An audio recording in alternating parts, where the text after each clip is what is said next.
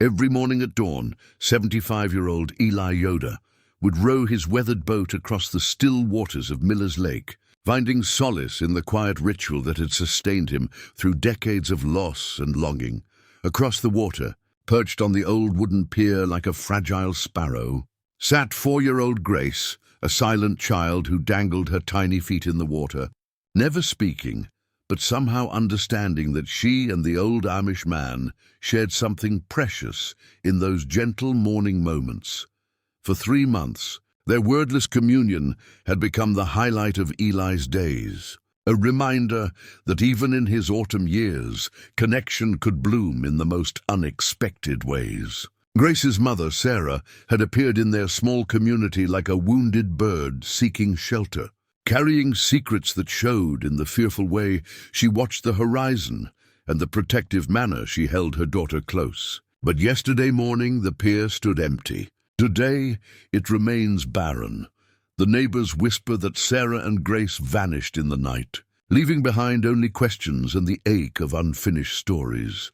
What happens when an old man's heart refuses to let go of a child who reminded him what it means to hope again? Before we jump back in, tell us where you're tuning in from. And if this story touches you, make sure you're subscribed, because tomorrow I've saved something extra special for you.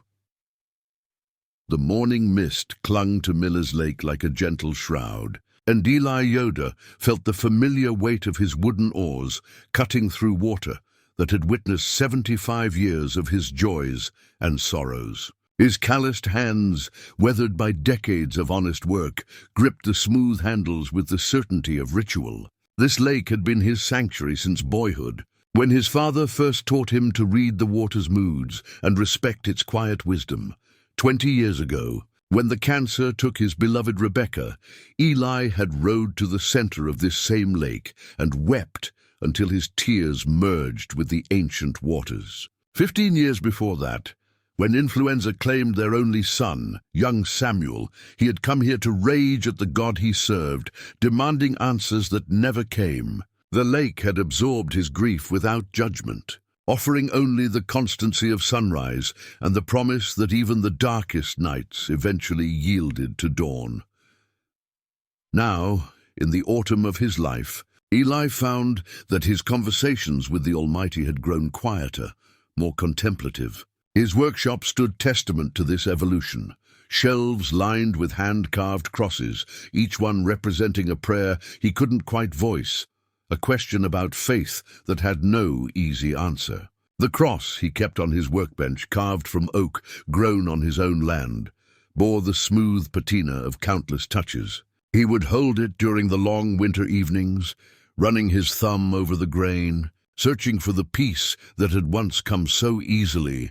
The Amish community of Millbrook had embraced Eli's grief with characteristic acceptance, understanding that some wounds require a lifetime of healing. Bishop Samuel Stoltzfus, a man whose own weathered face spoke of hard-earned wisdom, had long ago stopped suggesting that Eli remarry or take on additional responsibilities within the church. Instead, he recognized the quiet ministry Eli performed through his craftsmanship, furniture that would last generations, toys that brought joy to children, and those crosses that somehow found their way to people who needed them most.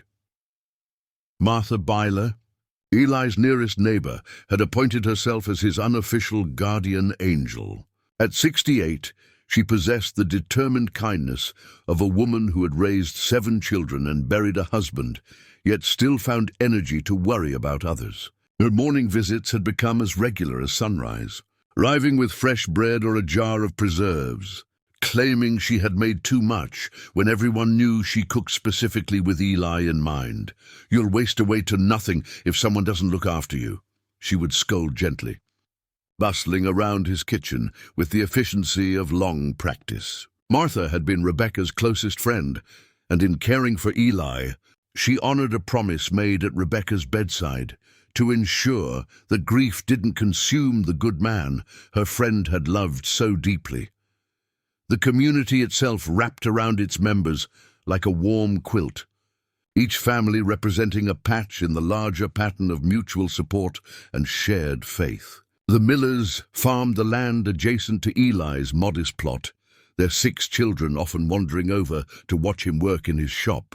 Young Jacob Miller, barely 8, but already showing the serious demeanor of Amish boyhood, had become Eli's unofficial apprentice, sweeping sawdust and organizing tools with the careful attention that promised future craftsmanship. When Sarah and Grace had appeared in early spring, the community had responded with typical measured welcome. Millbrook had seen other outsiders seek refuge within their boundaries, usually people running from something, searching for the peace that seemed to emanate from their unhurried way of life. The Amish didn't ask intrusive questions, believing that the Lord would reveal what needed to be known in his own time. Sarah rented a small room above Chen's Market, the only non-Amish business in their immediate area. Mrs. Chen, a Korean immigrant who had found her own sanctuary in Millbrook 15 years earlier, understood the haunted look in Sarah's eyes. She asked for first month's rent and offered a job helping with inventory, recognizing that dignity required the opportunity to earn one's keep. The young woman was perhaps 25, with brown hair that caught sunlight like spun gold and eyes that held depths of wariness no one so young should carry. She moved through the community with the careful steps of someone accustomed to measuring every action for potential threat. Grace, her daughter, rarely spoke above a whisper and clung to her mother's skirts with the desperate grip of a child who had learned too early that safety was never guaranteed. It was Martha who first noticed Grace's fascination with the lake. Each morning, while Sarah worked at Chen's Market, the little girl would make her way to the old pier, a weathered structure built by the original settlers. Its boards gray with age and softened by countless seasons. She would sit cross-legged at the very edge, her small legs dangling over the water, completely still except for the occasional swing of her feet. That child sits there like she's waiting for something, Martha had mentioned to Eli one morning in late May. Never seen a little one so content to be quiet. Eli had noticed Grace, of course. How could he not? From his position on the water, she was impossible to miss. A tiny figure in faded dresses that someone had carefully mended, her dark hair usually braided with ribbons that had seen better days. What struck him most was her composure. Children, in his experience, were creatures of motion and sound. But Grace possessed an unnatural stillness that spoke of adult understanding, thrust upon childhood too soon. Their first acknowledgement had been simple. Grace had been collecting small stones from the shoreline, creating neat piles beside her on the pier. When she looked up and saw Eli watching from his boat perhaps 50 yards away, she had raised one tiny hand in a hesitant wave. He had responded with a gentle nod, touching the brim of his straw hat in greeting. From that day forward, their morning ritual had evolved into something precious, a wordless recognition that spanned the water between them. Grace would arrive each morning as the mist began to lift, settling into what had become her chosen spot on the pier. Eli would row into view shortly after, maintaining respectful distance while acknowledging her presence with that same gentle nod. Sometimes she would hold up one of her stones, and he would raise his hand to show he had seen her treasure. Other mornings, she would simply watch him row, her small face serious with the concentration of someone learning important lessons about peace and solitude. Sarah seemed unaware of these exchanges, focused as she was on the constant vigilance that marked her days. She worked with quiet efficiency at the market, polite but never truly relaxed, always positioning herself where she could see the entrance and any vehicles that might pull into the small parking area. Mrs. Chen, with the intuition of someone who had fled her own troubles, never pressured Sarah to share more than she was ready to reveal. The community's acceptance had grown gradually, as trust always did among the Amish.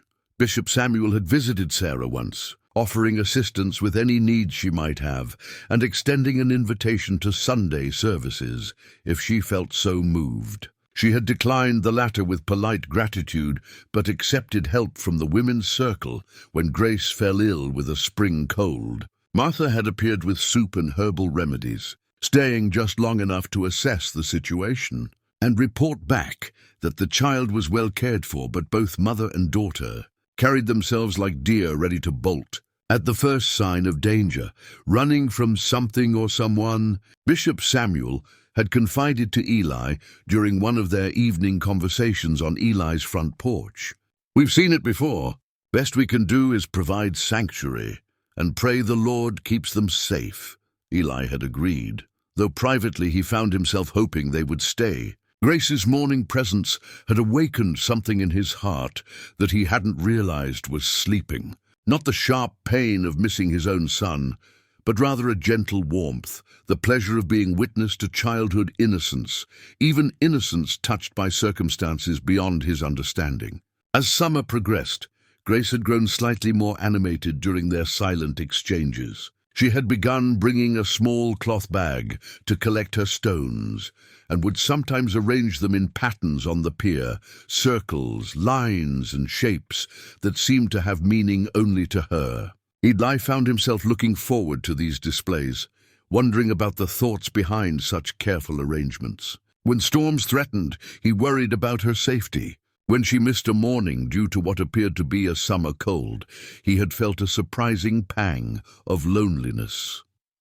The community had settled into acceptance of Sarah and Grace's presence. Children played near the pier sometimes, and Grace would watch, but rarely joined their games. Sarah continued her careful existence, working at the market and caring for her daughter with the intense devotion of someone who viewed every moment of safety as a gift, not to be squandered. Now, with October painting the surrounding hills in shades of amber and rust, Eli's morning row had become incomplete without Grace's small figure waiting on the pier. The routine had given structure to his days and purpose to his mornings. He would wake before dawn, tend to his small flock of chickens, brew coffee strong enough to wake the dead, and then make his way to the boat that bobbed gently at his private dock. The boat itself was a testament to his craftsmanship, built 30 years ago as a project to occupy his hands during Rebecca's long illness. Every board selected and shaped with loving attention. It had weathered thousands of mornings. Its blue paint faded to the color of winter sky, its brass fittings green with the patina that spoke of honest use. This morning, like every morning for the past 3 months, he had expected to see Grace waiting for him, but the pier stretched empty into the lake, its weathered boards reflecting the early light without the shadow of a small girl to break their symmetry. Eli had rowed closer, thinking perhaps she was simply late. But the absence felt different, not temporary but final, like the silence that follows the last note of a song. As he guided his boat back toward shore, Eli found himself studying the pier with new attention. Grace's small cloth bag lay forgotten beside one of the support posts, and her latest stone arrangement, a careful spiral that had taken her most of yesterday morning to complete, remained undisturbed except by the wind. These were not the remnants of a planned departure, but the abandoned treasures of sudden flight. For the first time in months, Eli's morning row had felt incomplete, marked by an absence that seemed to echo across the water like a child's unanswered call. By noon, Eli's concern had transformed from mild worry to something deeper, a restlessness that prevented him from focusing on the chest of drawers he was building for the Stoltzfus family. He had positioned himself at his workbench, where the window offered a clear view of the pier, glancing up from his work every few minutes as if Grace might materialize from the shimmering heat waves rising off the lake. The silence of his workshop, usually a source of comfort, felt oppressive. Even the familiar sounds, the whisper of his handplane across pine boards, the gentle tap of wooden pegs being fitted into place, couldn't settle the unease growing in his chest. This was different from Grace's occasional absence due to weather or minor illness. Those times, Sarah would walk down to the pier later in the day, clearly looking for something or someone, her relief visible when she spotted Grace's stone arrangement still intact. Today brought no such reassurance. Martha arrived at 12:30, as was her custom when she noticed Eli hadn't emerged from his shop for lunch. She carried a basket containing sandwiches and fresh milk, but her expression suggested food wasn't her primary concern. "You seen them this morning?" she asked without preamble, setting the basket on his workbench and following his gaze toward the lake. "Sarah or the little one?" "Grace wasn't at the pier," Eli said, grateful that Martha had noticed too. "First time in months she's missed without reason." Martha nodded slowly, her weathered hand smoothing her apron with the unconscious gesture of a woman working through worry. "Mrs. Chen mentioned Sarah didn't come into work today either. Left a note saying she had to leave town suddenly. Family emergency," she said. The words settled between them like stones, dropped into still water, creating ripples of implication that neither wanted to examine too closely. Family emergencies were certainly possible, but something in Martha's tone suggested she shared Eli's growing unease. "Perhaps we should check on them," Eli suggested carefully. The Amish way was to respect privacy, to trust that people would ask for help if needed. But Grace's absence had awakened protective instincts he hadn't felt since his son's childhood. "Already tried," Martha admitted. "Mrs. Chen let me up to their room this morning. Door was unlocked, and most of their things were gone. But not everything, Eli. Left behind things a mother wouldn't leave if she had time to pack properly." They walked together through the late afternoon heat toward Chen's market, their pace measured but purposeful. Mrs. Chen, a compact woman whose graying hair was always pinned in a neat bun, looked up from her inventory sheets with obvious relief when they entered. "Thank goodness you've come," she said, setting down her clipboard. "I've been worried sick all morning. Sarah's never missed work without word, and when I went up to check—" She shook her head, leading them toward the narrow staircase at the back of the store. The room Sarah and Grace had called home for 3 months told a story of hasty departure. The single bed was unmade, covers thrown back as if someone had risen quickly in the night. Grace's few toys, a worn stuffed rabbit, a small collection of books, some colored pencils, lay scattered on the floor near the window. Sarah's work clothes hung in the small closet, but her personal items were gone. On the nightstand beside the bed sat a small brown suitcase, the kind carried by someone accustomed to traveling light. It was partially packed but abandoned, containing a few of Grace's summer dresses and one of Sarah's blouses, items that would have been taken if departure had been planned. "Found this too," Mrs. Chen said quietly, producing a crumpled piece of paper from the wastepaper basket. "Thought it might be important." Eli unfolded the paper carefully. It was a child's drawing, executed in the bold strokes of colored pencil that only small hands could produce. The image showed a lake rendered in wobbly blue lines, a pier drawn with careful brown rectangles, and 2 figures, one small and sitting, one larger and seated in what might have been a boat. Above them, Grace had drawn a yellow sun with rays that extended to the edges of the paper. Martha drew in a sharp breath. "She drew you, Eli, and herself. Look there." She pointed to details that made the image unmistakable. The larger figure wore what could only be a straw hat, and the smaller one had long hair with something that might have been ribbons. The drawing felt heavier in his hands than paper should, weighted with the significance of connection recognized and treasured by a child too young to articulate such feelings. That Grace had seen their morning exchanges as worthy of artistic representation stirred something deep in Eli's chest.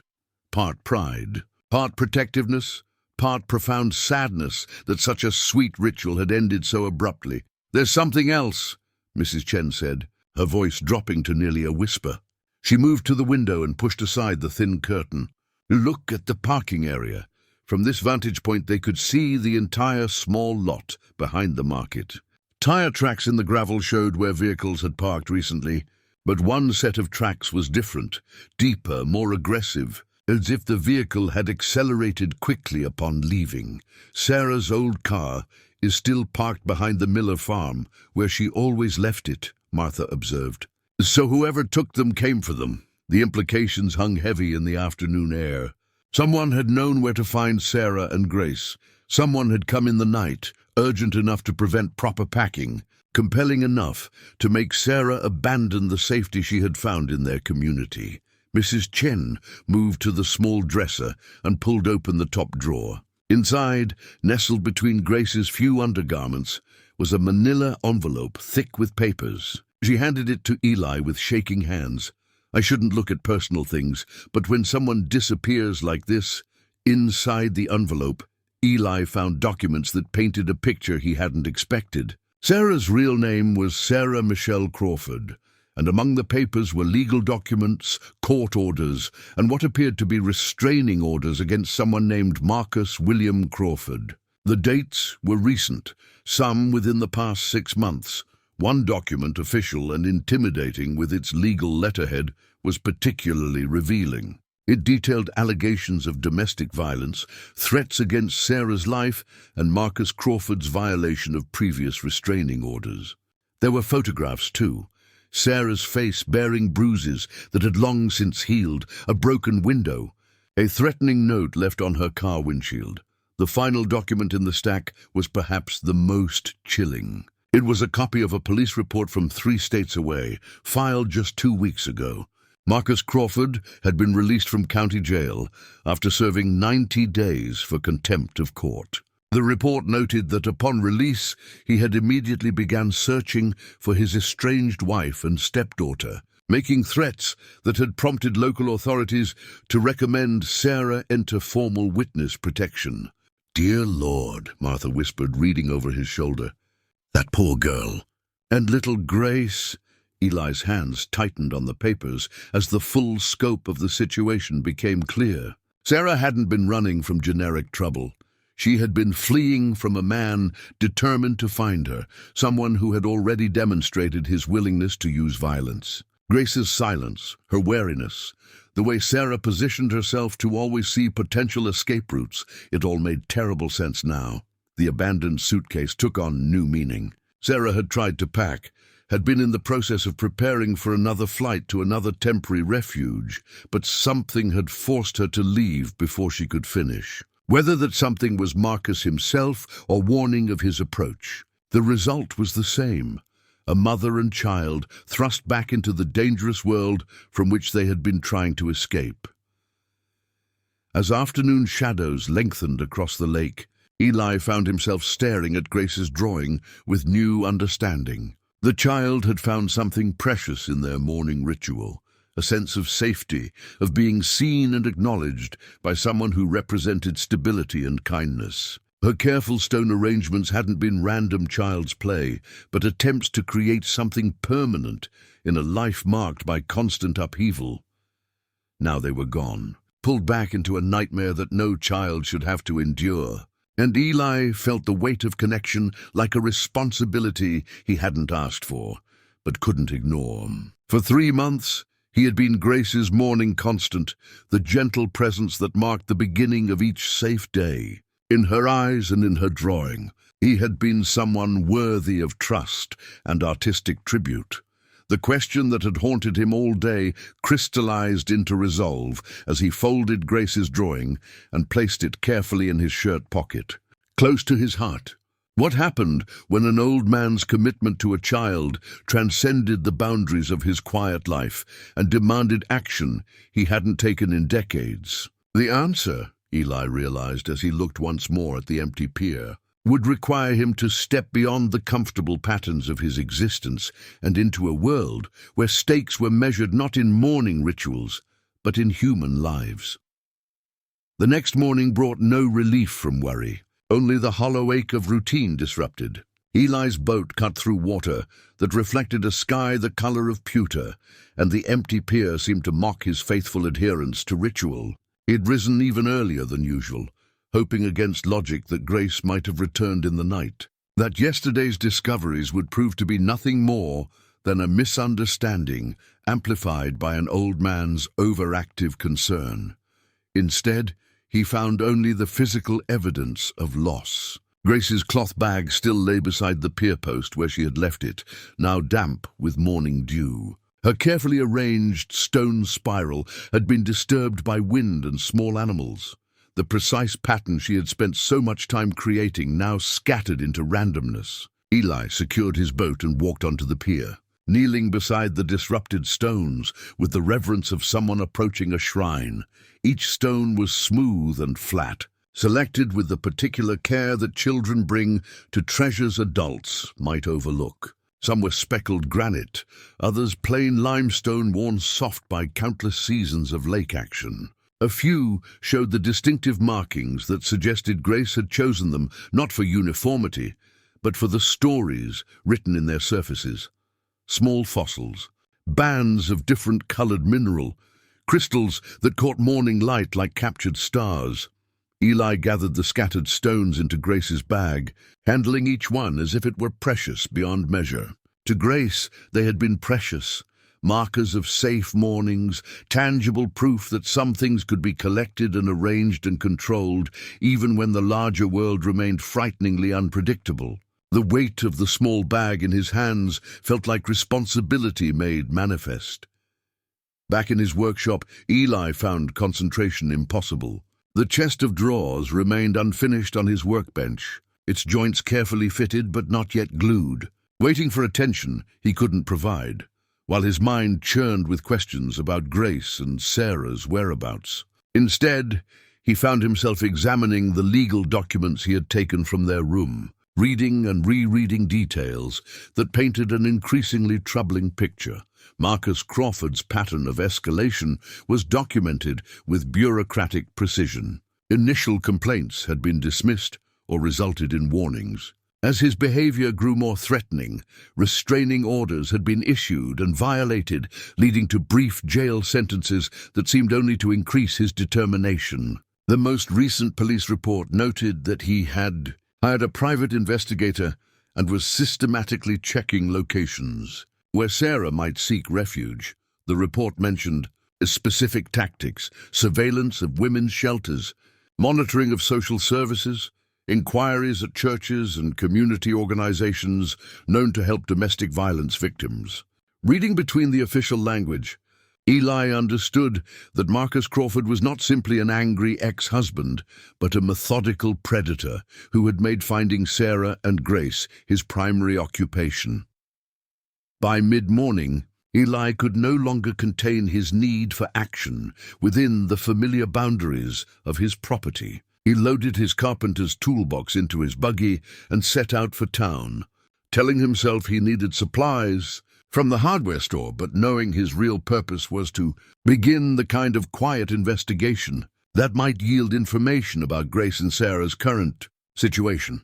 Millbrook's business district consisted of perhaps a dozen establishments clustered around a crossroads that had served the community for over a century. Eli knew every proprietor had built furniture for most of their families and understood that information in small communities flowed through informal networks more efficiently than any official channels. At Brennan's Hardware, he purchased wood stain he didn't need, while engaging proprietor Tom Brennan in the kind of casual conversation that might yield useful intelligence. Tom had noticed the unusual traffic around Chen's Market yesterday. A sheriff's deputy had stopped by, asking questions about Sarah and Grace. Deputy Martinez seemed real concerned, Tom confided, lowering his voice even though they were alone in the store. Asked if I'd seen anyone suspicious around town lately, anyone asking questions about a woman with a young daughter. The mention of Deputy Martinez sparked recognition in Eli's memory. Roberto Martinez was perhaps 40. A thoughtful man who had earned community respect through his careful approach to law enforcement in an area where Amish preferences for handling problems internally sometimes conflicted with official procedures. If Martinez was involved, it suggested someone had contacted authorities about Sarah and Grace's disappearance. Eli found the deputy at Miller's Diner, finishing what appeared to be a late breakfast while reviewing notes in a small pad. Martinez looked up as Eli approached, his expression shifting from professional alertness to the warmer recognition of someone he considered a community elder worthy of respect. "Mr. Yoder," Martinez said, rising slightly from his booth. "I was hoping to speak with you. Mind if I buy you coffee?" They settled into conversation with the careful courtesy that marked interactions between their two cultures. Martinez explained that he had received a call from Mrs. Chen, expressing concern about Sarah and Grace's sudden departure. While missing person reports typically required waiting periods, the circumstances, a woman with documented history of domestic violence disappearing with her child, had prompted immediate attention. "I've been in contact with authorities in Sarah's home state," Martinez said, stirring sugar into coffee that had clearly grown cold during his morning investigations. Marcus Crawford was released from county jail 2 weeks ago. 3 days later, he hired a private investigator named Dale Morrison, known for specializing in tracking down runaway spouses. The implications were clear without being stated directly. Morrison's reputation, Martinez explained carefully, included methods that skirted the edges of legality. Surveillance, intimidation, and the kind of persistent harassment that made normal life impossible for his targets. "We believe Morrison may have tracked Sarah to this area," Martinez continued. "Mrs. Chen mentioned you had some kind of routine interaction with the little girl." "Grace, is that right?" Eli nodded, pulling Grace's drawing from his shirt pocket and smoothing it carefully on the diner table. The child's artistic tribute to their morning ritual seemed even more poignant in the harsh fluorescent lighting of the diner. Her careful representation of their connection, a testament to the impact simple kindness could have on a young life. Martinez studied the drawing with the attention it deserved. "She saw you as important in her daily routine. That's significant, Mr. Yoder. Children that age, especially ones who've experienced trauma, don't easily attach to new people." The conversation continued for nearly an hour, with Martinez sharing what he could about domestic violence patterns and the underground networks that helped victims escape dangerous situations. He spoke of safe houses, assumed identities, and the constant vigilance required to stay ahead of determined pursuers. "The thing is," Martinez said as their conversation wound down, "we're limited in what we can do officially. If Sarah left voluntarily with her daughter, even under duress, we can't force them to return or accept protection they don't want. Our job becomes making sure they're safe wherever they are, and that means staying ahead of Crawford and his investigator." Eli walked away from the diner with new understanding of the scope and complexity of Grace and Sarah's situation. This wasn't simply a matter of offering sanctuary to people in temporary need. It was about protecting them from someone who had made their destruction his mission, someone with resources and determination that matched his malice.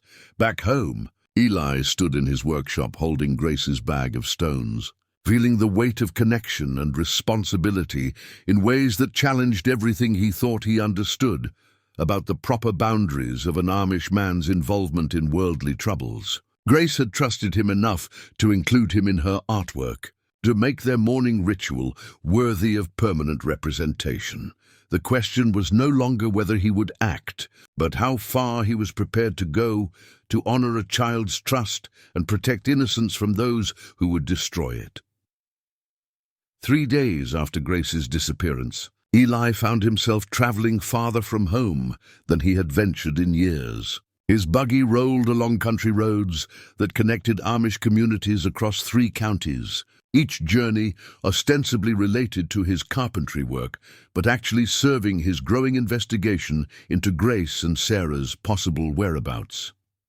The Amish network, built on generations of mutual aid and shared faith, proved more extensive and connected than most outsiders realized. A furniture order in Lancaster County became an opportunity to ask carefully worded questions about strangers seeking shelter. A repair job at a schoolhouse in Intercourse yielded conversations with women who might know of families taking in people, fleeing dangerous situations. Bishop Samuel had initially viewed Eli's sudden burst of travel with puzzlement that gradually shifted toward concern. During an evening visit that felt more like gentle interrogation than casual conversation, the bishop settled into Eli's front porch chair with the deliberate motion of someone preparing for a serious discussion. "You've been ranging far from home lately."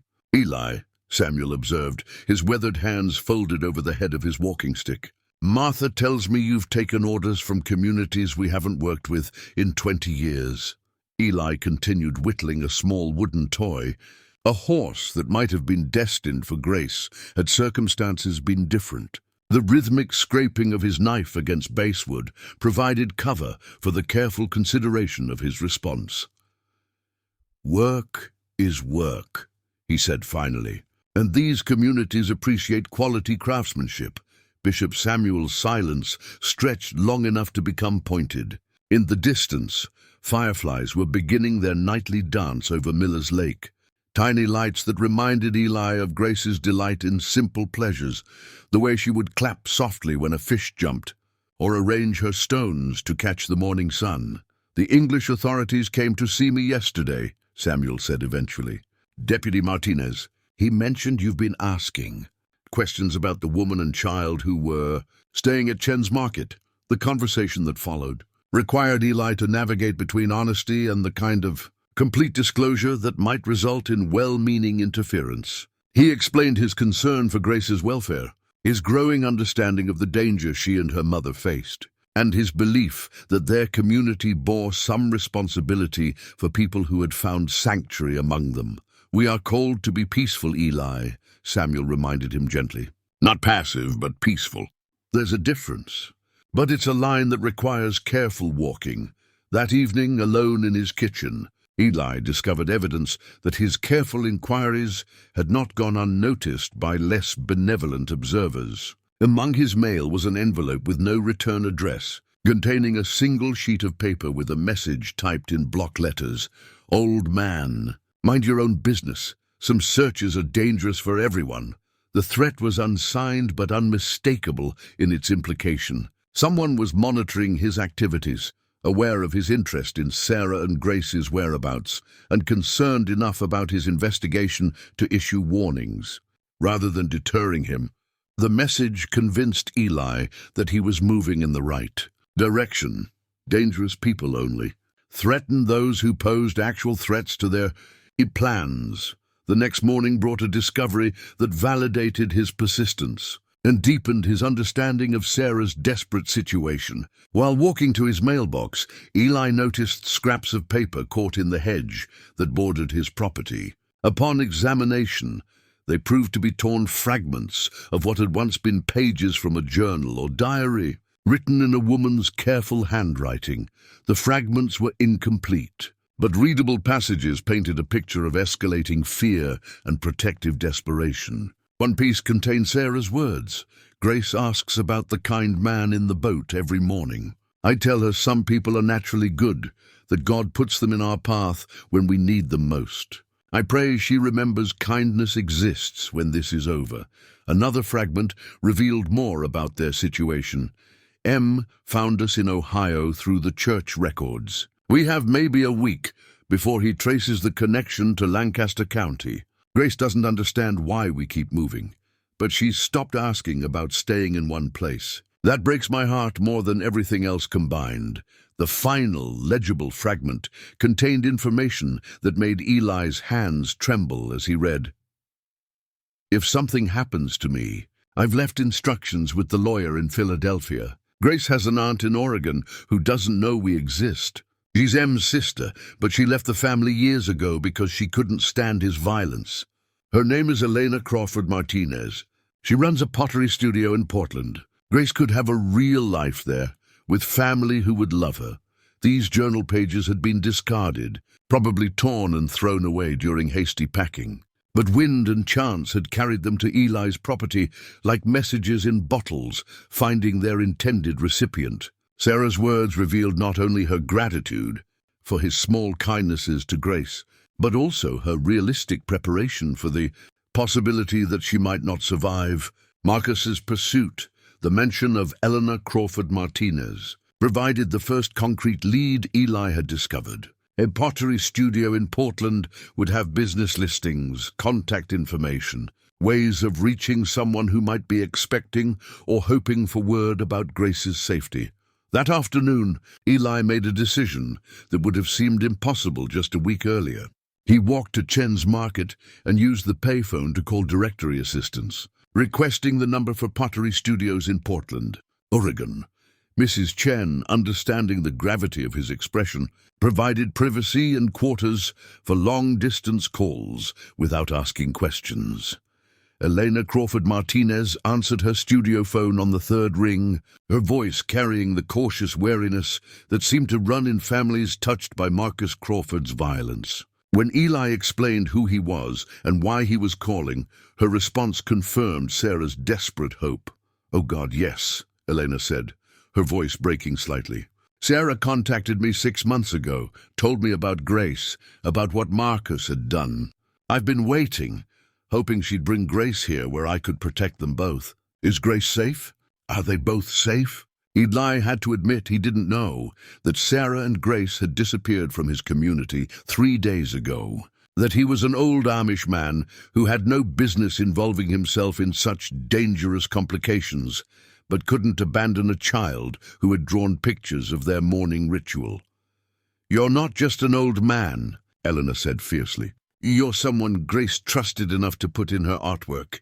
That makes you family as far as I'm concerned. What can I do to help find them?" The conversation that followed established Elena as an ally with resources Eli lacked, connections to domestic violence networks, understanding of how to navigate systems designed to help people disappear safely, and most importantly, legal standing as Grace's aunt and potential guardian should the worst happen to Sarah.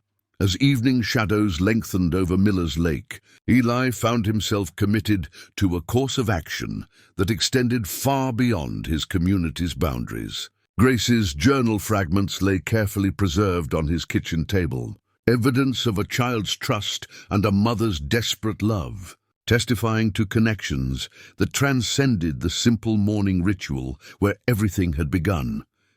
Tomorrow would bring new searches, new questions, and deeper involvement in dangers he was only beginning to understand. But tonight, for the first time since Grace's disappearance, Eli felt hope that his efforts might actually lead to the safe reunion a brave little girl and her frightened mother deserved. Elena's call came at dawn 5 days later, just as Eli was preparing for another morning on the empty lake. Her voice carried the strained urgency of someone who had spent sleepless nights coordinating efforts across multiple states. "I've located them," she said without preamble. "Sarah contacted the network in Pennsylvania 3 days ago. They're alive, but Marcus is closer than we hoped. The safe house coordinator says they have maybe 48 hours before they need to move again." Eli gripped the phone receiver with both hands, relief and fear warring in his chest. "Where are they?" "A women's shelter in Harrisburg." "But Eli," Elena's voice dropped to barely above a whisper. "There's something else." Marcus hired more than just a private investigator. The shelter coordinator thinks he's got connections to people who don't care about legal boundaries. They're talking about moving Sarah and Grace into federal protection, new identities, the whole program. The implications struck Eli like a physical blow. Federal protection meant Grace would disappear not just from Marcus's reach, but from everyone who cared about her. The little girl who had drawn pictures of their morning ritual would vanish into a bureaucratic system designed to erase her previous existence entirely. "That can't be the only option," Eli said, surprising himself with the firmness in his voice. "It might be the safest," Eleanor replied. "But you're right, it's not the only one. There's a group of people, mostly women who've survived situations like Sarah's, who've developed their own network. They call themselves the Underground Railroad for the 21st century. They move people, create new lives, but they do it without government involvement." Elena explained that this network operated through a series of safe houses, temporary identities, and relocated families who understood the ongoing nature of the threat. It was more dangerous than federal protection, but allowed people to maintain some connection to their previous lives, some hope of eventual normalcy. "The coordinator's name is Rebecca Walsh," Elena continued. "She's in Lancaster County, about an hour from where you are. She's agreed to meet with you because Sarah specifically mentioned the Amish man who was kind to Grace. Rebecca says Sarah talks about Grace's morning routine like it was the one stable thing in their lives. The drive to Lancaster County required Eli to arrange transportation with his neighbor's English cousin, a practical consideration that reminded him how far outside his normal boundaries this investigation had taken him.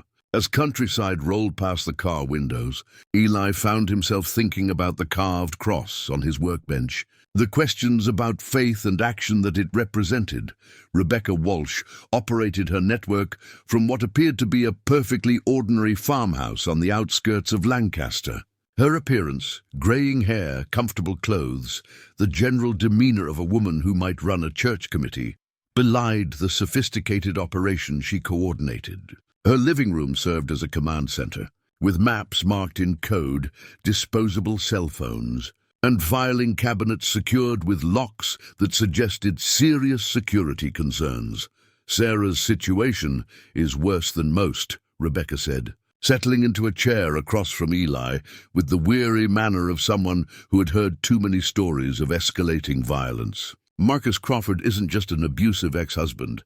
Our research indicates he has connections to organized crime, people who view finding Sarah as a matter of professional pride rather than personal vendetta. She produced a manila envelope thick with documents that painted Marcus Crawford as far more dangerous than the court records had suggested. Police reports from multiple states showed a pattern of intimidation that extended beyond Sarah to include witnesses, social workers, and even law enforcement officers who had tried to help her. He's hired Dale Morrison, but he's also reached out to associates with military training, surveillance equipment, and the kind of resources that make traditional hiding ineffective, Rebecca continued. Morrison specializes in psychological warfare, making victims believe they can never truly escape, that safety is always temporary.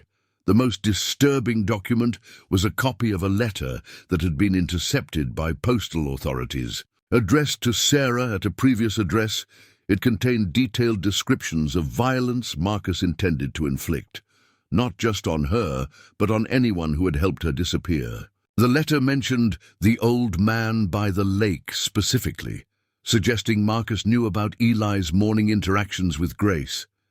"You're in danger too," Rebecca said bluntly. "Morrison's investigation identified you as someone important to Grace. In Marcus's mind, that makes you a legitimate target." Rather than discouraging him, this revelation strengthened Eli's resolve.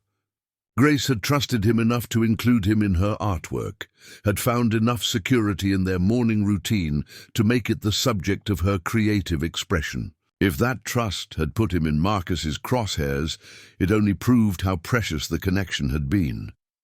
Rebecca outlined the network's plan for keeping Sarah and Grace safe long-term. It involved moving them through a series of safe houses over several months, gradually establishing new identities and relocating them to a community where Marcus's reach couldn't extend. The process was thorough but slow, requiring patience and perfect execution to avoid the kind of mistakes that had allowed Marcus to find them repeatedly.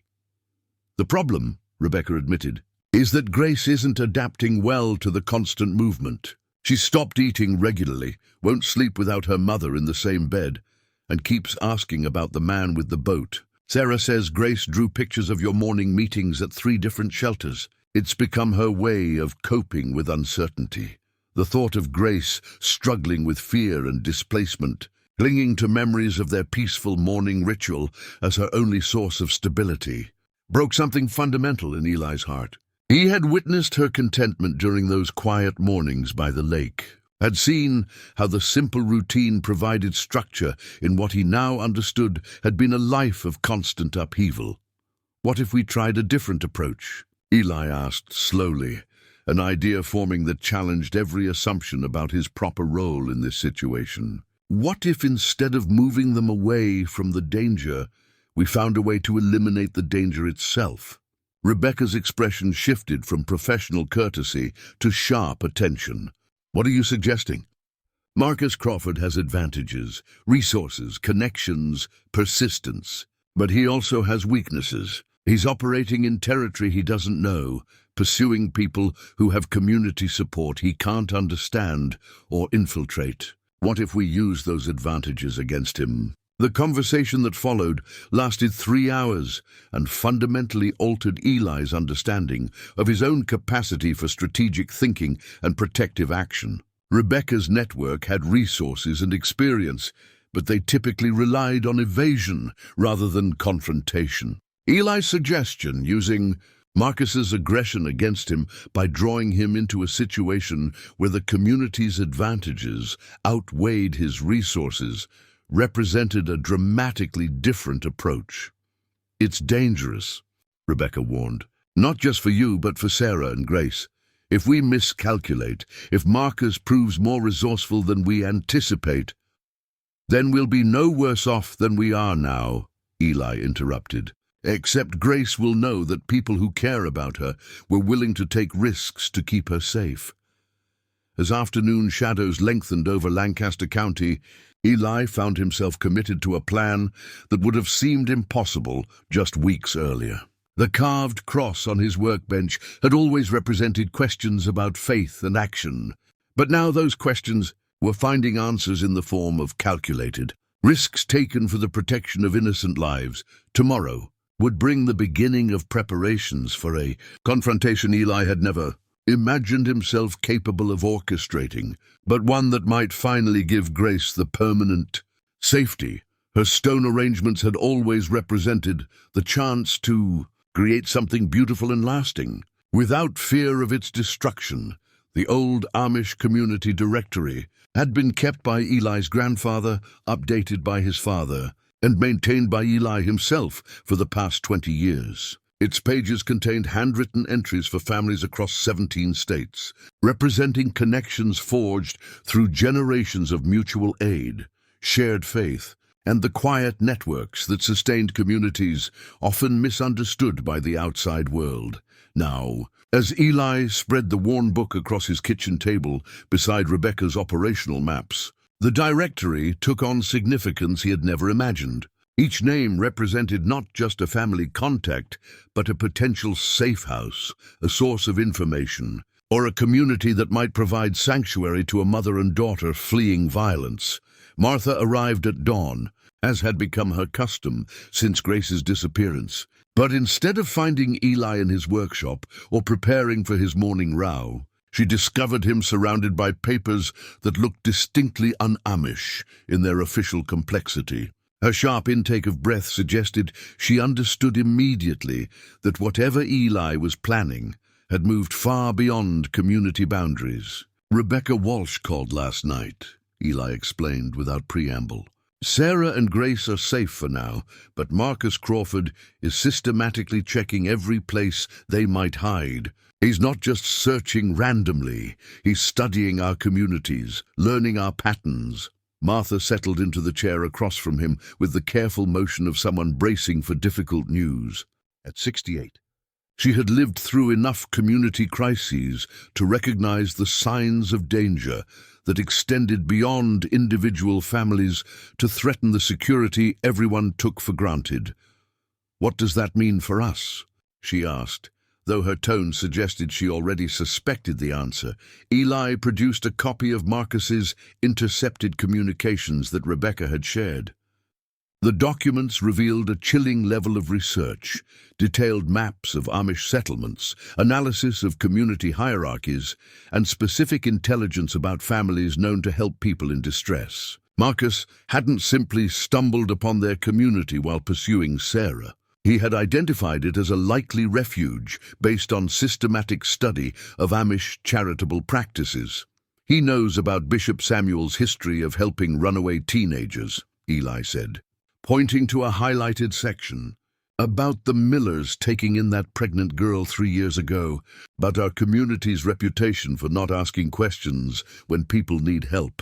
The implications were staggering. Marcus's pursuit of Sarah and Grace had evolved into something approaching military-style intelligence gathering, complete with network analysis and strategic planning that threatened not just his immediate targets, but the entire community's ability to provide sanctuary to future victims. Martha studied the documents with growing alarm.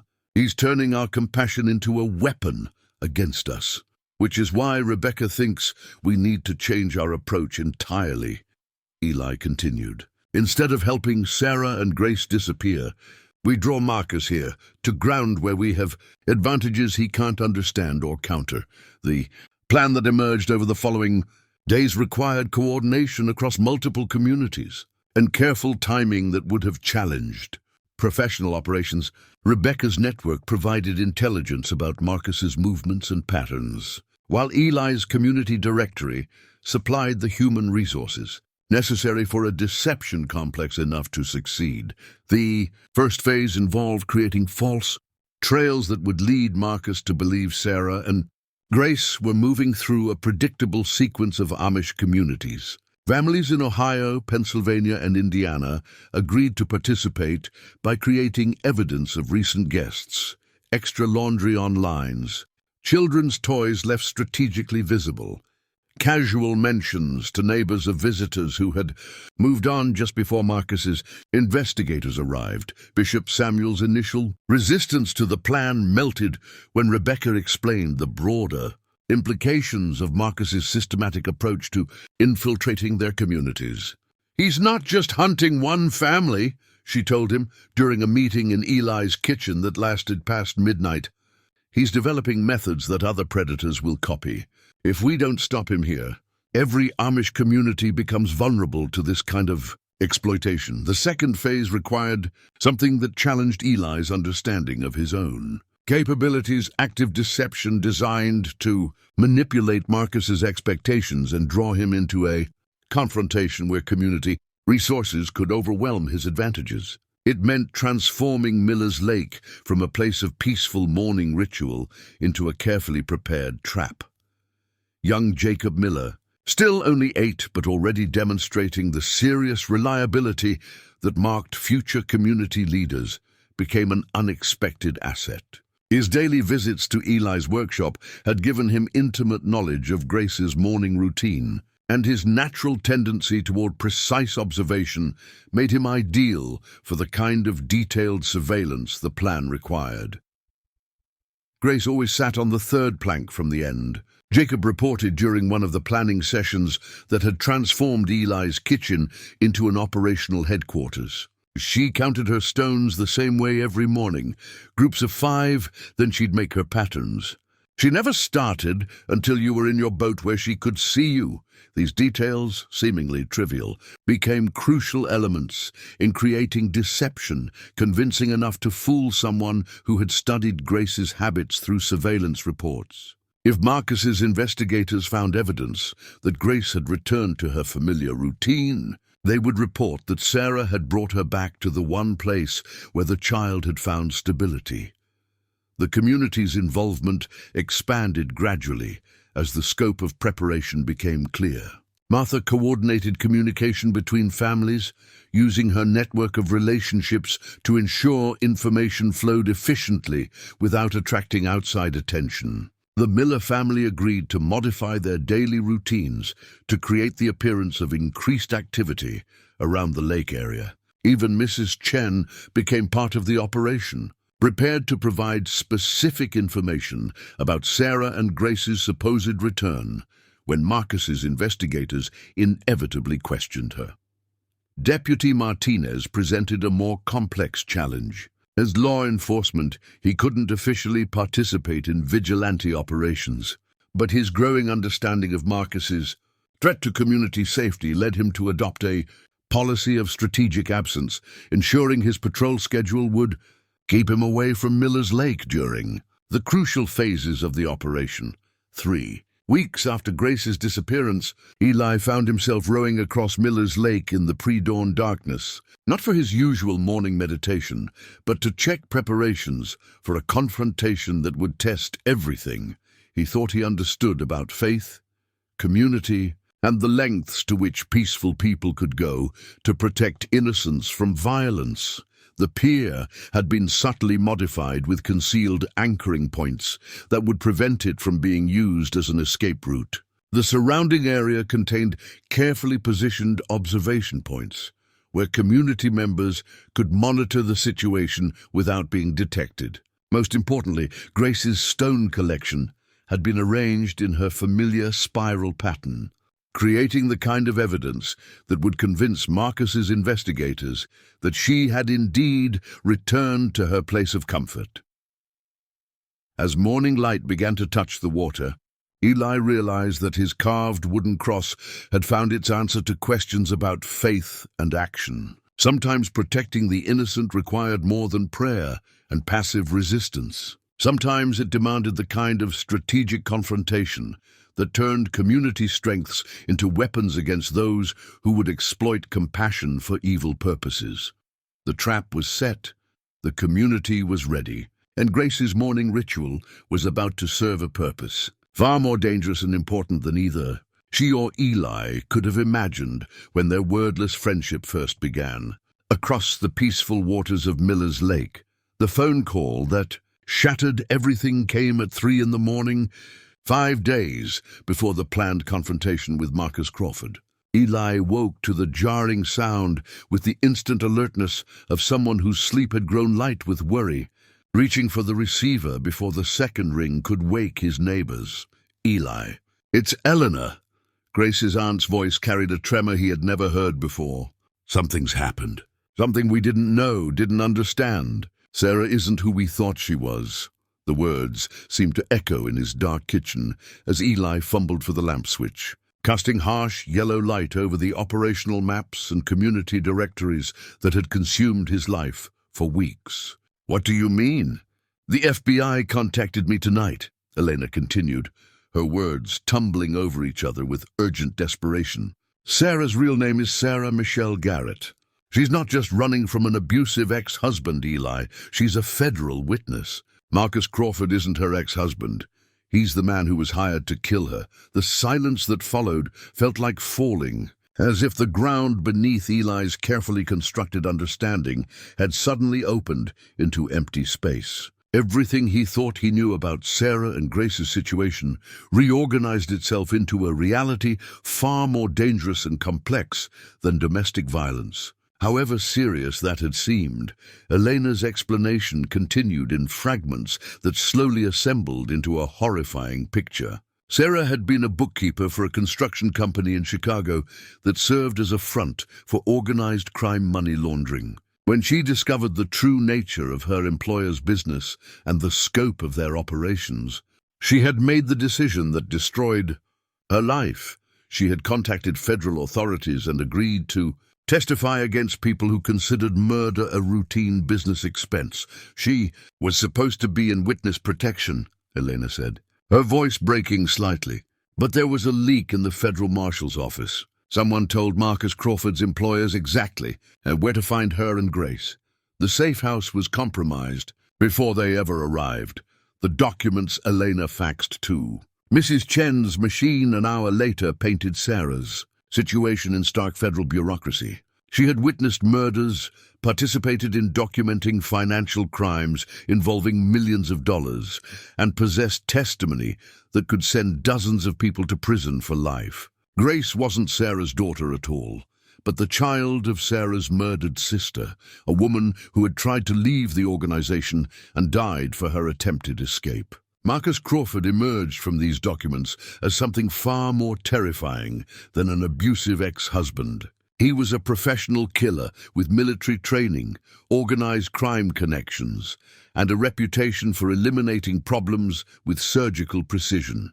His pursuit of Sarah wasn't driven by personal obsession, but by a contract worth more money than Eli had seen in his entire life. The implications crashed over Eli like winter waves against thin ice. His community's careful preparations, designed to handle a dangerous but ultimately human threat, were now revealed as catastrophically inadequate for confronting professional criminals willing to kill anyone who interfered with their objectives. "There's more," Elena said when Eli called her back after reviewing the documents. "The federal authorities want to extract Sarah and Grace immediately.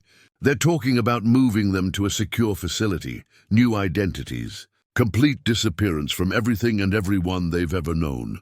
That means Grace would never, Eli began, then stopped, unable to voice the reality.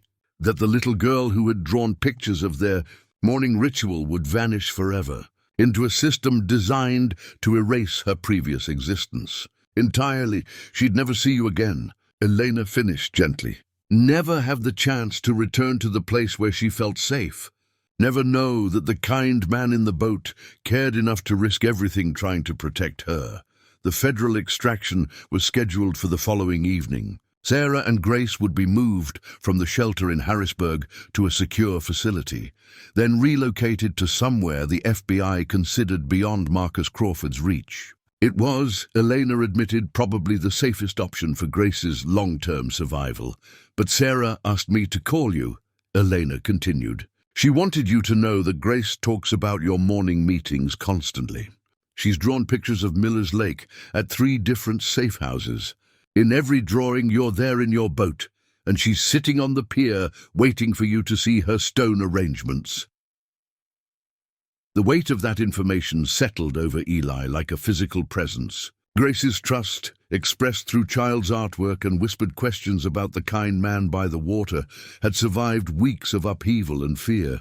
Even facing federal witness protection and permanent separation from everything familiar, she continued to find comfort in memories of their peaceful morning ritual. That afternoon brought visitors Eli had never expected to see on his property. 2 federal agents, identifying themselves as Deputy U.S. Marshals Peterson and Rodriguez, arrived in an unmarked sedan that looked distinctly out of place among the buggies and farm equipment that typically populated his driveway. Marshal Peterson, a woman, perhaps 45, with the careful alertness of someone accustomed to dangerous work, explained their situation with the kind of professional courtesy that barely concealed serious concern about civilian involvement in federal operations. We understand you've developed some kind of relationship with the witness and her daughter, Peterson said, settling into Eli's kitchen chair with obvious reluctance to be having this conversation. We also understand you've been asking questions, conducting what amounts to a private investigation into their disappearance.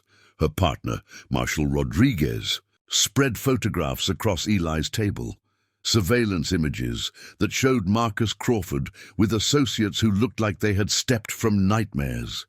Men with military bearing and cold expressions, weapons visible in shoulder holsters, vehicles equipped with communication equipment that suggested coordination with larger organizations. These aren't domestic violence perpetrators, Rodriguez said bluntly. These are professional killers working for people who view eliminating witnesses as a cost of doing business.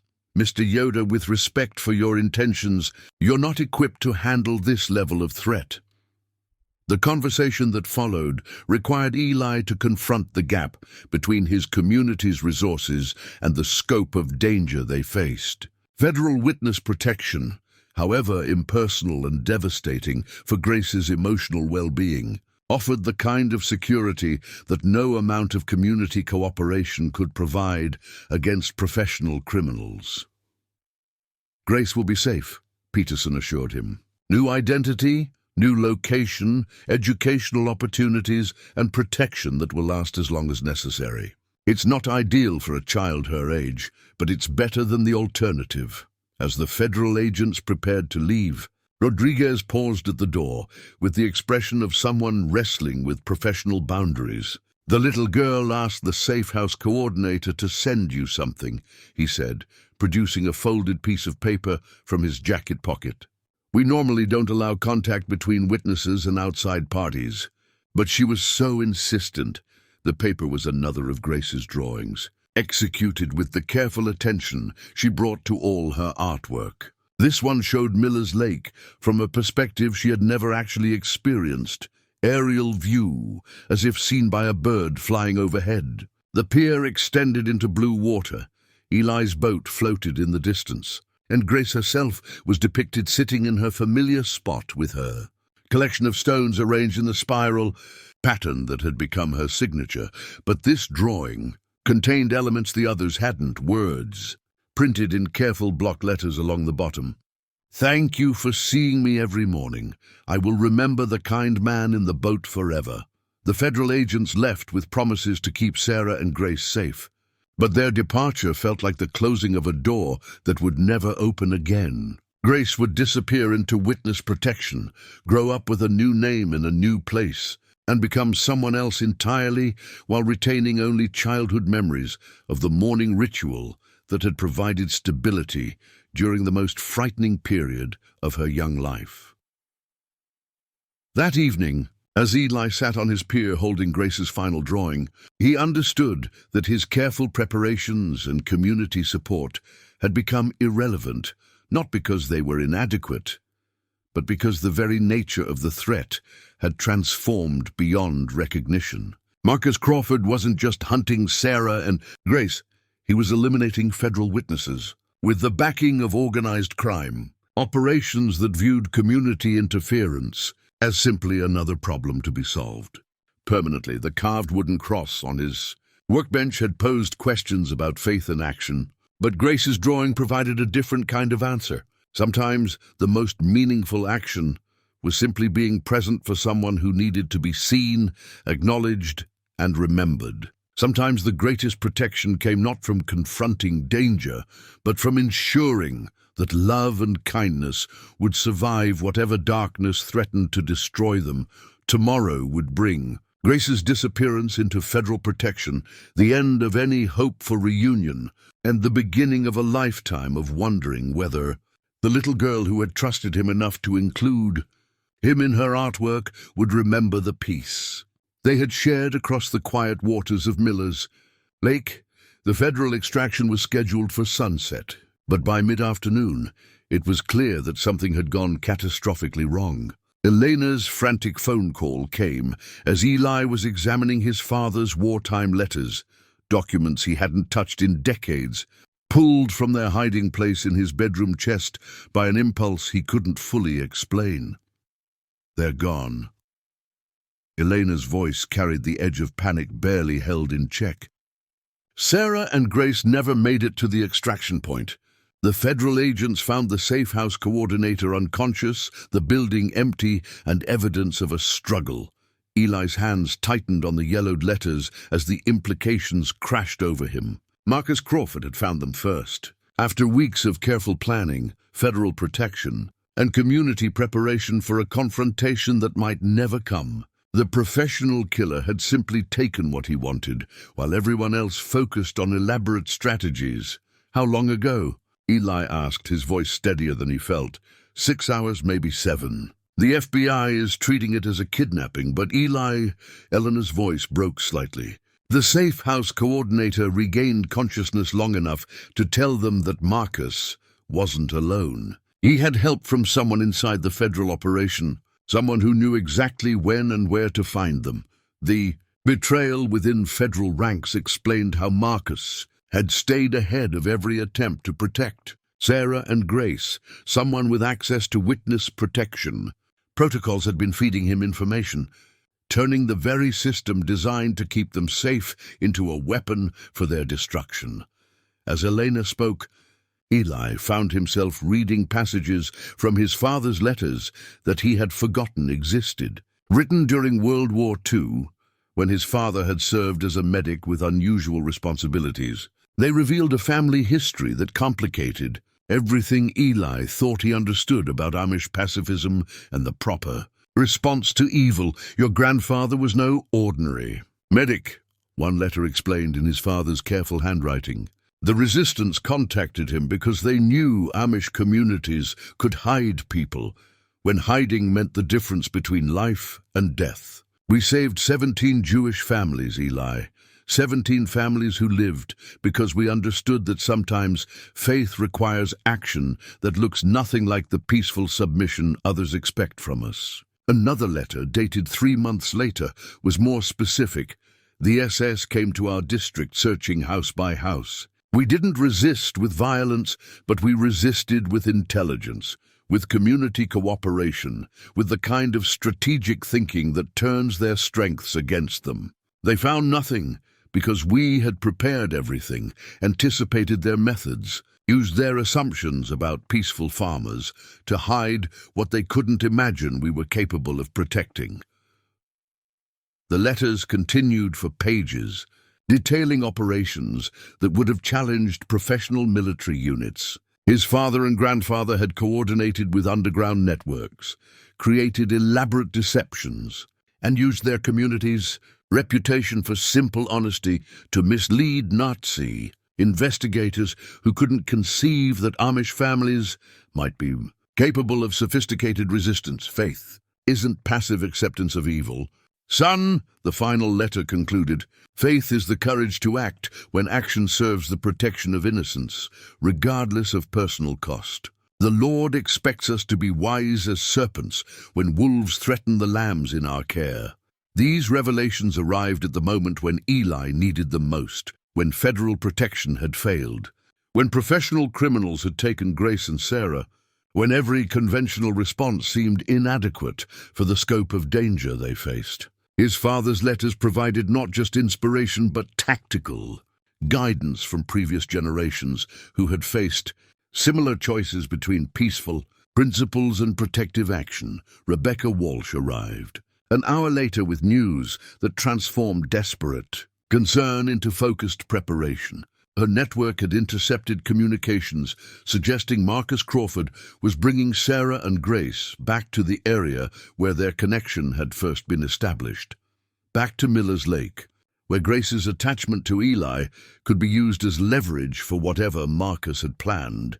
He's not just eliminating a witness, Rebecca explained, spreading intelligence reports across Eli's kitchen table alongside his father's letters. He's creating a demonstration. Sarah's testimony could destroy the entire money laundering operation, but her public execution will send a message to other potential witnesses about the futility of federal protection. The intelligence painted a picture of meticulous planning that exploited both Grace's emotional attachment to Miller's Lake and Marcus's confidence in his ability to control any situation through superior firepower and professional training. He intended to use Grace's longing for the safety she had found in their morning ritual to force a final confrontation where Sarah would be killed in front of the child as punishment for her cooperation with federal authorities. He's bringing them here tomorrow morning, Rebecca continued. Early, probably before dawn. His communications suggest he wants to stage Sarah's execution at sunrise, when Grace would normally be sitting on the pier, waiting for you to appear in your boat. The psychology was as cruel as it was effective. Marcus intended to destroy Grace's memories of safety and peace by making them the setting for witnessing her protector's murder, ensuring that the child would carry trauma sophisticated enough to prevent her from ever trusting adults or communities again. But Marcus had made assumptions about the community's capabilities that mirrored the Nazi misconceptions Eli's father had exploited decades earlier. He expected to find a peaceful old man, isolated community members who would avoid involvement in violent confrontations, and law enforcement response hampered by jurisdictional limitations and bureaucratic delays. Instead, he would discover preparation that had been building for weeks, community coordination that transformed individual families into an integrated support network, and tactical planning informed by generations of experience in protecting innocence from those who would destroy it. Bishop Samuel's arrival at sunset marked the beginning of final preparations that would test everything the community believed about the relationship between faith and action. His blessing of their plans carried the weight of spiritual authority that transformed vigilante operation into righteous protection of the innocent. Your father would be proud, Samuel told Eli, having read the wartime letters with the careful attention they deserved. He understood, as you now understand, that the Lord sometimes calls his people to be guardians, rather than just witnesses. The community's response during the final hours of preparation demonstrated the kind of coordination that could only emerge from lifelong cooperation and shared purpose. Martha organized communication between families, ensuring every household knew its role without requiring electronic devices or written instructions that could be intercepted. The Miller family prepared observation positions around the lake, using their intimate knowledge of the terrain to create invisible monitoring points. Even young Jacob was given responsibilities appropriate to his age, tending animals that would normally require adult attention. Freeing older community members for more dangerous tasks, Mrs. Chen's contribution proved unexpectedly crucial. Her market's location provided the perfect vantage point for monitoring approaching vehicles, while her experience as an immigrant who had fled her own dangers gave her insights into the psychology of predators like Marcus Crawford. She would serve as early warning system and, if necessary, emergency communication linked to federal authorities who might arrive too late but whose eventual involvement would be essential for legal resolution. Deputy Martinez faced the most complex challenge, maintaining official neutrality while ensuring his response to whatever happened would support community safety rather than compromise it. His solution involved strategic deployment of resources that would place him in position to respond quickly to emergency calls while avoiding direct involvement in what had to appear as purely civilian action. As midnight approached, Eli found himself standing on the pier where Grace had spent so many peaceful mornings. But now the familiar space felt transformed by anticipation of violence it was never meant to witness. Her stone collection, preserved in the small cloth bag she had left behind, felt heavy with the weight of trust that demanded protection, regardless of personal cost. The carved wooden cross from his workbench rested in his shirt pocket, directly over his heart, no longer representing unanswered questions about faith and action, but serving as a talisman of purpose, clarified by necessity. Tomorrow would bring the confrontation that would either restore Grace to safety or demonstrate that some evils were too powerful for community resistance to overcome. But tonight, in the quiet hours before dawn, brought Marcus Crawford's attempt to destroy innocence and hope. Eli felt the presence of previous generations who had faced similar choices and found the courage to act when action served the protection of those who could not protect themselves. His father's letters had provided more than inspiration. They had offered tactical wisdom from ancestors who understood that faith sometimes demanded the kind of strategic resistance that looked nothing like the passive submission their enemies expected. The morning would test everything the community had prepared, everything Eli had learned about the relationship between love and action, everything Grace's trust had awakened in the heart of an old man who had thought his days of protective purpose were long past. But for now, in the deep quiet of Miller's Lake before dawn, preparation was complete and resolve was absolute. The community bell that had summoned families to worship for 3 generations now served a darker purpose, its bronze voice carrying across the pre-dawn darkness to coordinate the most dangerous operation in Millbrook's peaceful history. Eli heard its measured tolls from his position in the cattails along Miller's Lake's eastern shore, each chime a reminder that Grace and Sarah's lives hung in the balance of the next few hours. The bell system had been his grandfather's innovation during the war years, when Nazi sympathizers in nearby communities had made secret communication essential for protecting Jewish refugees. 3 tolls meant danger approaching, 5 tolls signaled all clear, and 7 tolls, the pattern now echoing across the water, meant the operation had begun, and every family should take their assigned positions. From his concealed observation point, Eli could see the pier where Grace had spent so many peaceful mornings, now transformed into the staging area for Marcus Crawford's demonstration of power. The federal agent's intelligence had proven accurate. Marcus had arrived before dawn with Sarah and Grace, positioning them exactly where their morning ritual had created the emotional attachment he intended to exploit. Grace sat on her familiar spot at the pier's end, but instead of the contentment that had marked her previous visits, she hunched forward with the posture of a child trying to make herself invisible. Her small hands were bound behind her back, and even from a distance Eli could see the tear tracks on her cheeks, catching the first hints of sunrise. Sarah knelt beside her daughter, similarly restrained, her protective instincts reduced to whispered reassurances that carried across the water like prayers. Marcus Crawford paced the pier with the controlled energy of a predator confident in his superiority. His professional bearing and military precision were evident in every movement, the way he checked his watch, scanned the surrounding area for potential threats, and maintained constant awareness of his captives while appearing relaxed and conversational.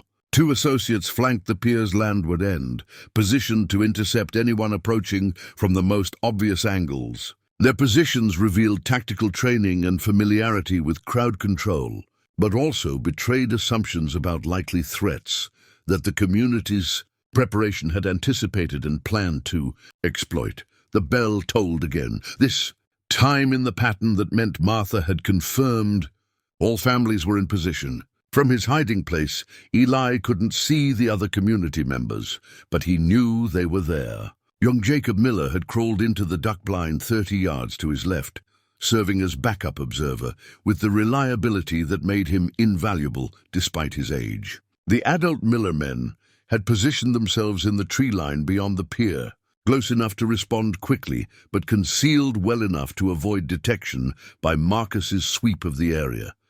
Mrs. Chen's early warning system had worked perfectly. Marcus's convoy of 3 black SUVs had been spotted approaching the lake road 20 minutes earlier, giving the community time for final positioning while maintaining the appearance of normal pre-dawn quiet that would reinforce Marcus's confidence in his control of the situation. Deputy Martinez remained strategically absent. His patrol schedule adjusted to place him at the far end of his jurisdiction when the confrontation began. But his radio crackled with regular check-ins from the state police, federal marshals and FBI units positioned just beyond the immediate area close, enough to respond once the situation developed, but far enough away to avoid premature intervention that might escalate violence. As full sunrise approached, Marcus's intentions became clear through his positioning of Sarah and Grace.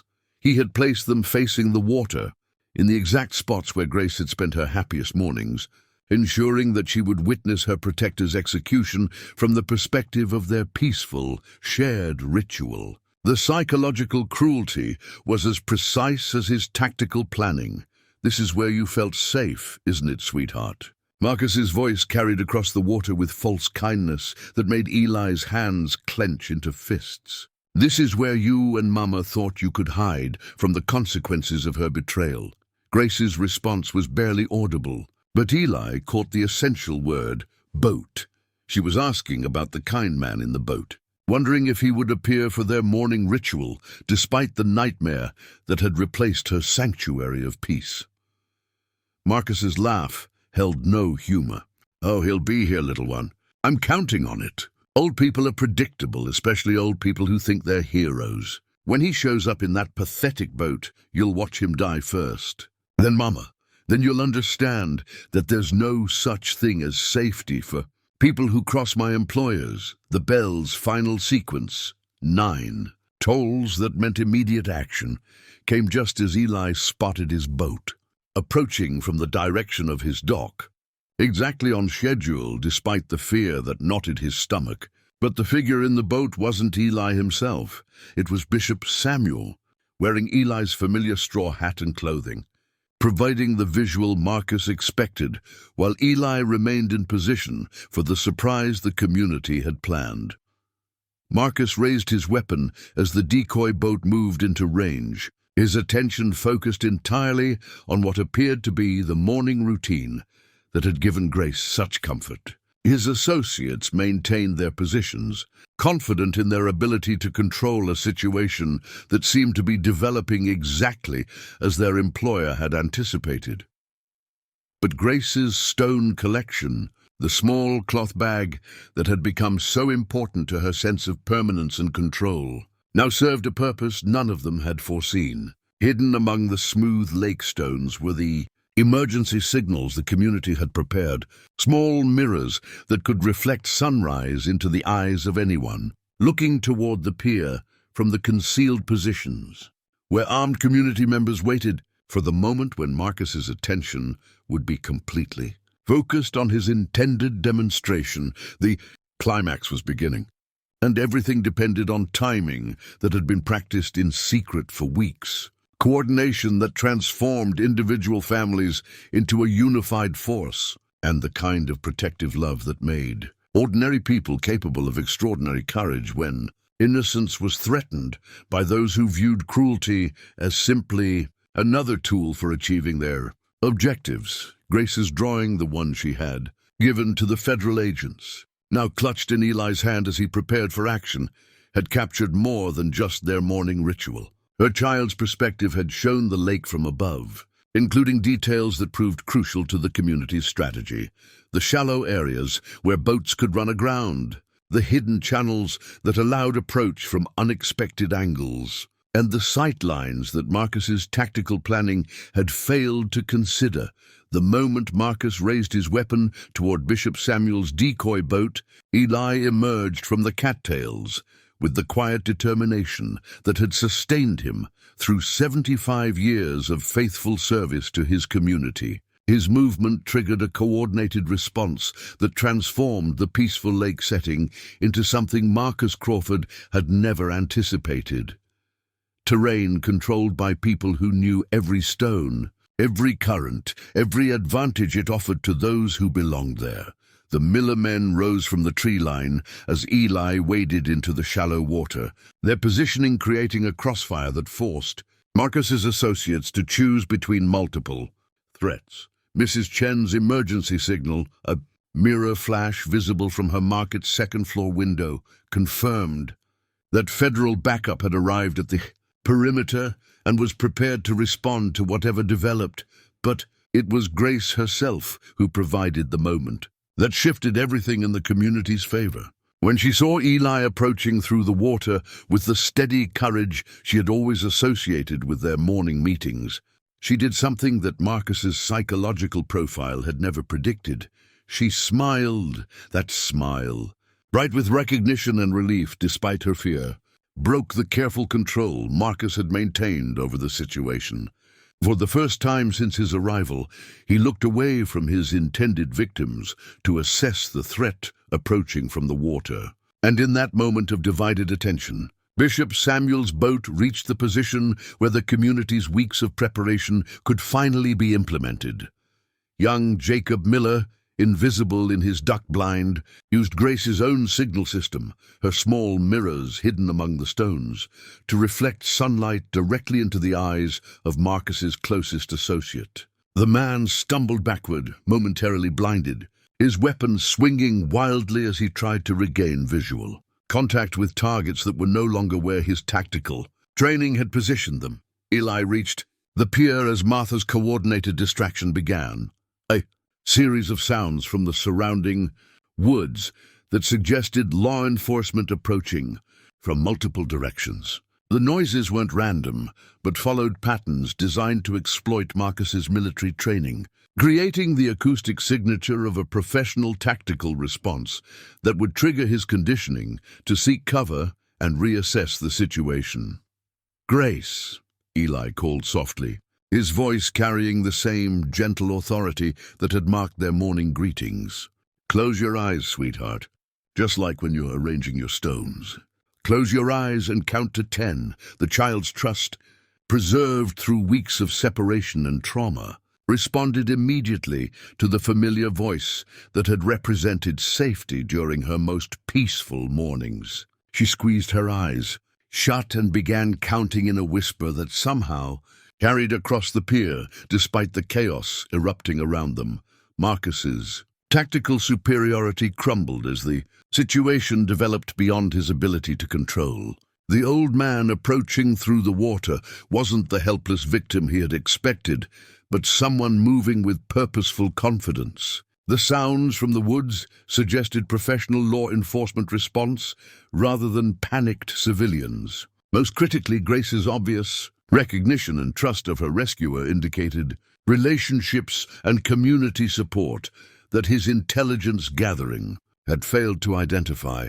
The decisive moment came when Bishop Samuel's boat reached the pier's far end, allowing him to step onto the structure behind Marcus, while the killer's attention remained focused on Eli's approach from the water.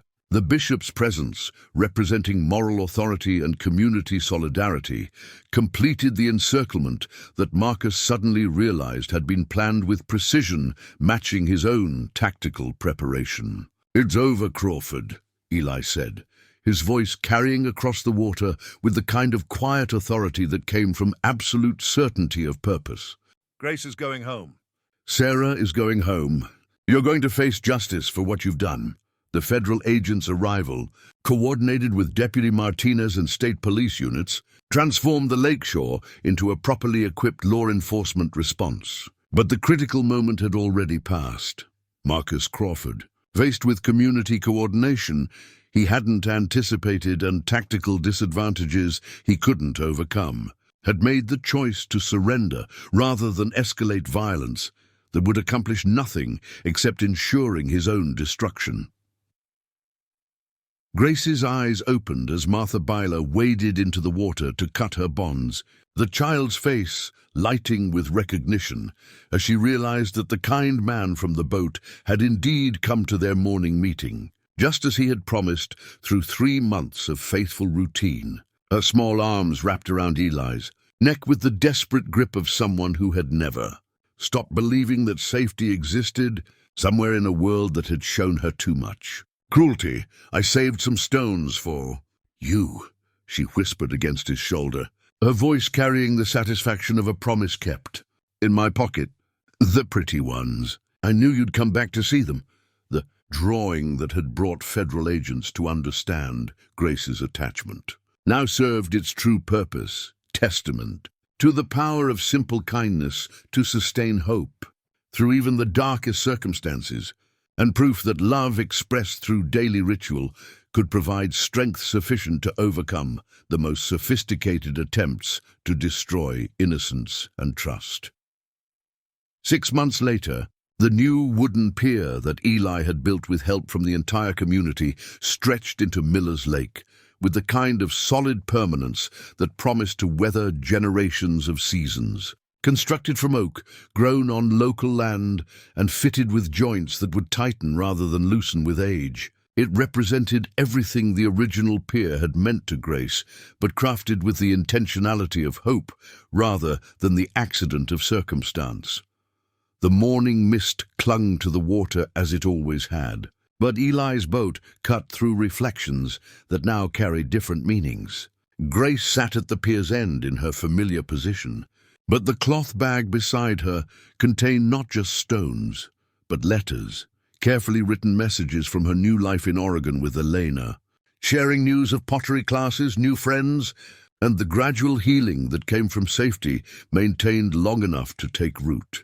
Sarah's testimony had indeed brought down the organized crime network that had threatened so many lives, but the legal proceedings had required her to remain in witness protection for nearly a year. During that time, Elena had gained legal guardianship of Grace, creating the kind of stable family connection that allowed the child to maintain contact with the people who had risked everything to protect her. "She asks about you every day," Elena had written in her most recent letter, now carefully folded in Eli's shirt pocket, alongside the carved wooden cross that had guided him through the darkest period of his life. Grace has drawn Miller's Lake on the wall of her bedroom, a mural that covers the entire space, with you in your boat and her sitting on the pier. She tells everyone who visits that she has a grandfather in Pennsylvania who taught her that some people can be trusted. Completely, the community had absorbed the aftermath of their confrontation with Marcus Crawford in the way that Amish communities typically processed disruption, through careful reflection on lessons learned, quiet pride in collective courage demonstrated, and renewed commitment to the principles that had guided their actions. Bishop Samuel's sermons during the months following the crisis had explored the relationship between faith and protection of innocence, concluding that peaceful people bore responsibility for ensuring peace survived in a world where evil possessed organization and resources. Martha's work with domestic violence networks had expanded beyond anything she had initially imagined. The successful coordination required to rescue Grace and Sarah had revealed capabilities within their community that could serve broader purposes, and she now coordinated with Rebecca Walsh's organization to provide sanctuary for families fleeing dangers that conventional systems couldn't adequately address. We discovered we were stronger than we thought. Martha had told the gathering of community women who met monthly to coordinate their expanded charitable work. Not stronger in violence, but stronger in purpose. Stronger in our ability to act when action serves the protection of those who cannot protect themselves. Young Jacob Miller, now 9 and increasingly serious about his apprenticeship in Eli's workshop, had become the unofficial keeper of Grace's stone collection.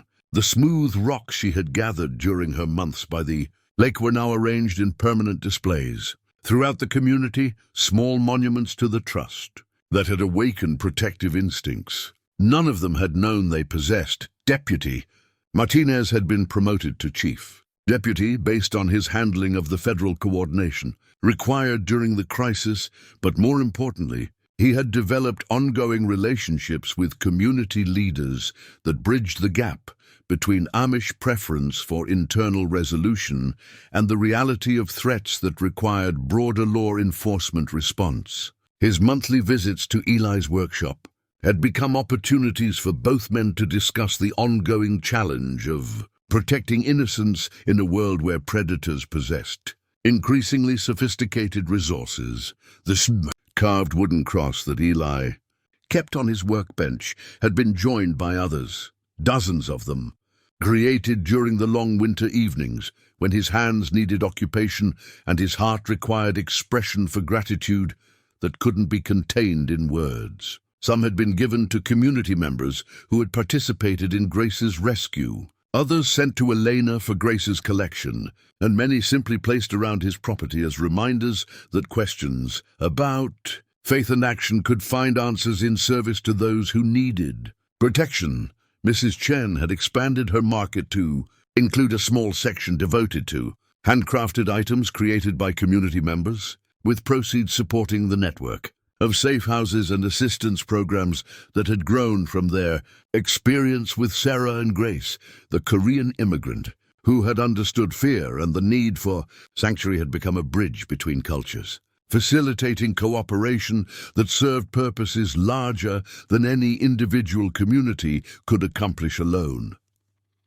As spring arrived at Miller's Lake, Eli found himself preparing for a visit that would test everything the past months had built toward healing and restoration. Grace was coming home, not permanently, but for a week-long visit that Elena had arranged after months of careful coordination with federal authorities who had finally declared the organized crime threat sufficiently eliminated to allow supervised contact with the community that had protected her. The new pier would hold her weight as the old one had, but it would also hold the weight of memory transformed by survival, trauma processed through love, and trust that had been tested by the worst human nature could produce and had emerged stronger for having endured. Grace's letters spoke of nightmares that were fading, friendships that were growing, and artistic projects that increasingly depicted hope rather than fear. But she still drew their morning ritual, still asked Elena about the kind man in the boat, still arranged stones in patterns that reflected her need to create something beautiful and permanent in a world she was learning to trust again. The new pier represented more than improved construction. It symbolized the community's commitment to providing sanctuary, not just in moments of crisis, but through all the ordinary mornings when safety needed to be demonstrated rather than simply promised.